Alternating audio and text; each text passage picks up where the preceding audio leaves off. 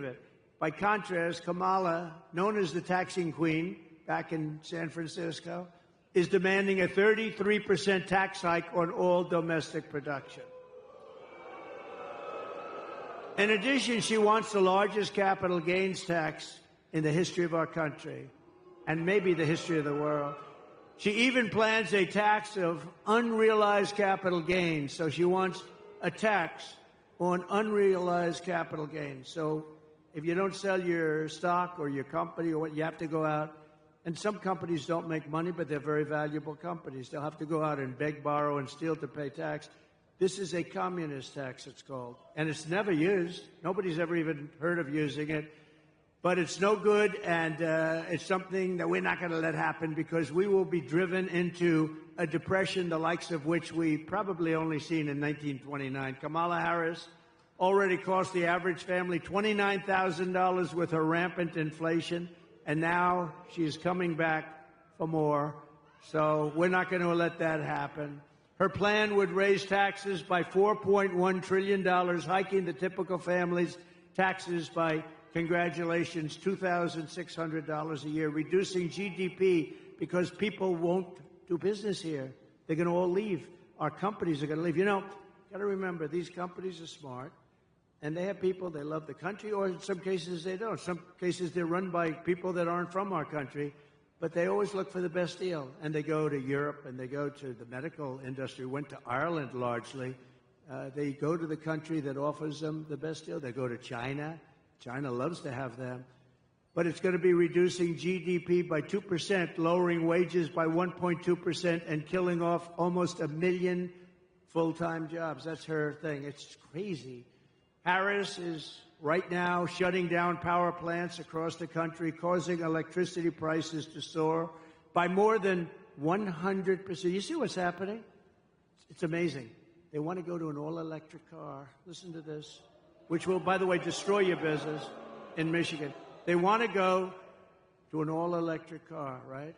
But in California, where they're going all-electric, they have blackouts every week and brownouts because they don't have enough electricity. So they have to figure that one out. But it's driving us into a third world status by attacking the entire fossil fuel industry, which is, unfortunately, that's the industry. If you want to fire up your big plants, you're not going to do it through wind.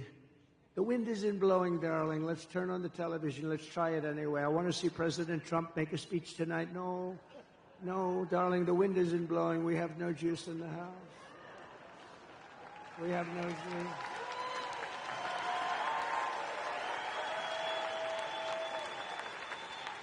If Kamala Harris, I mean, think of this, her America, if you ship production overseas, she will give you a tax break. In other words, her tax break, this is her plan. It's a plan for stupid people. Her tax break is that you'll get a tax break if you ship your product overseas. No, it's supposed to be the opposite. With her tie-breaking vote on what I call the Inflation Creation Act, it's supposed to call the Inflation Reduction Act, remember? And they admitted it was a scam. It's not a name because it had nothing to do with inflation except raising it. It was really a way of getting money for the Green New Scam. So they actually admitted the Inflation Reduction Act was a scam. But I call it the Inflation Creation Act. I actually like the way that sounds pretty good.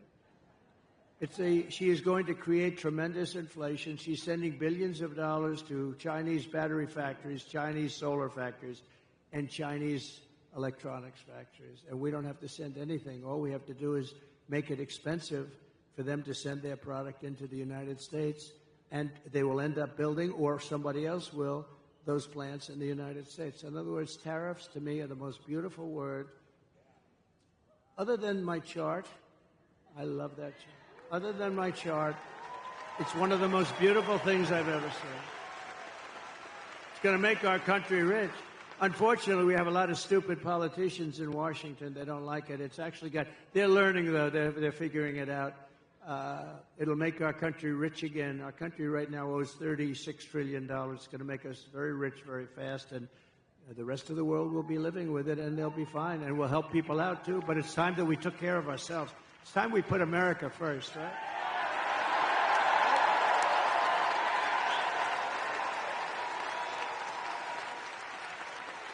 We got to put America first.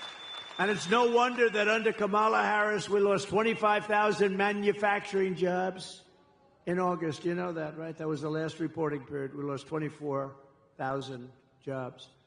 Manufacturing jobs, good jobs. But this horrific nightmare for American workers ends the day I take the oath of office. It ends.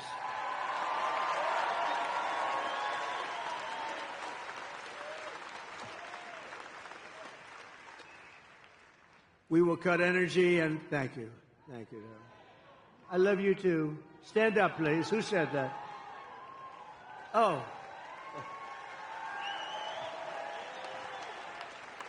Such a beautiful voice. I said, stand up. That's a beautiful voice, beautiful person. Thank you very much.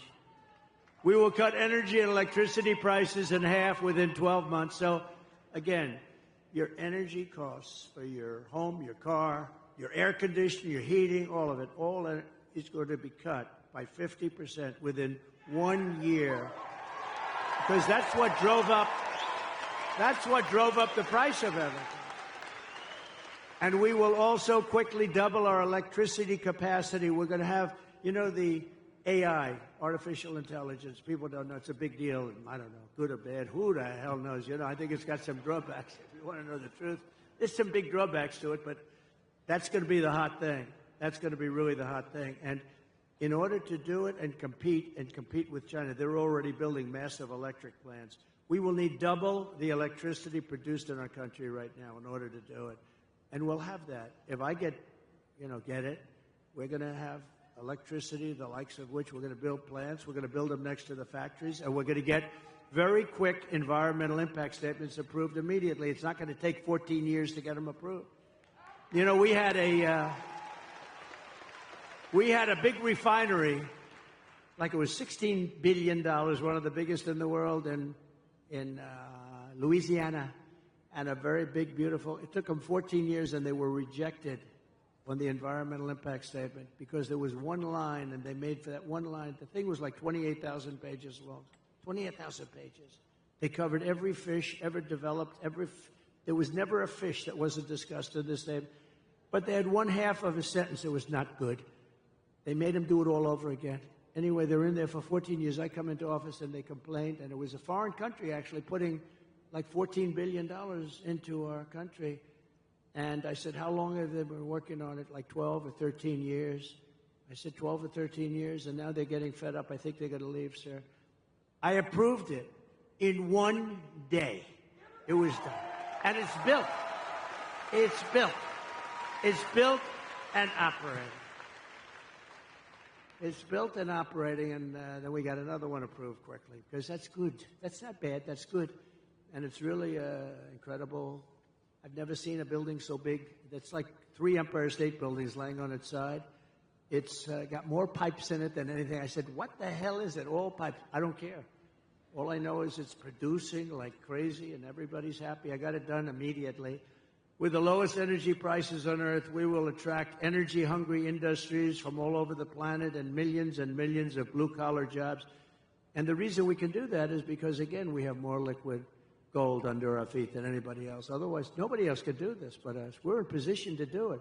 Instead, we're going all electric, and we don't have that. Although we do have some, and it's usually controlled by the environmentalists. We're going to uncontrol it pretty quick. It's called rare earth. We have some great rare earth science areas, but we're not allowed to touch it. Because if we touch it, the world will come to an end, they say.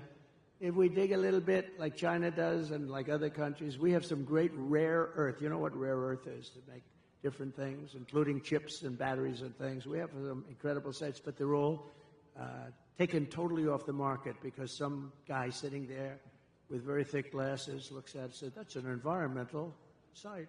And now we can't develop trillions of dollars worth of value, so we're going to be unfreezing a lot of stuff that's been sitting there for millions of years.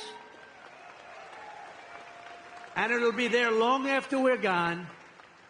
We will set up special zones on federal land with ultra-low taxes and regulations for American producers, and entice the relocation of entire industries from other countries into ours. So think of it.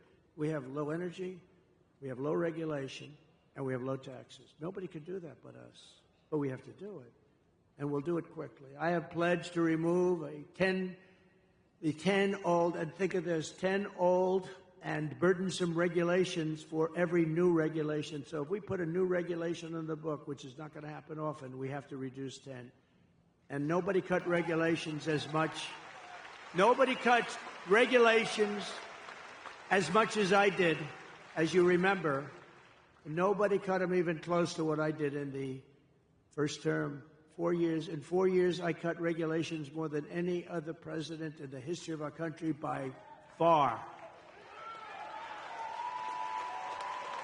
And that's why you had the best job numbers in the history of our country. You had them because companies were building, they were building so much they didn't even need what they were building, all right? That was a problem, too. But they were building like they'd never built before. We had the best job numbers ever. African-American, Hispanic-American, women, men, people with no high school degree, people with degrees from the highest, best colleges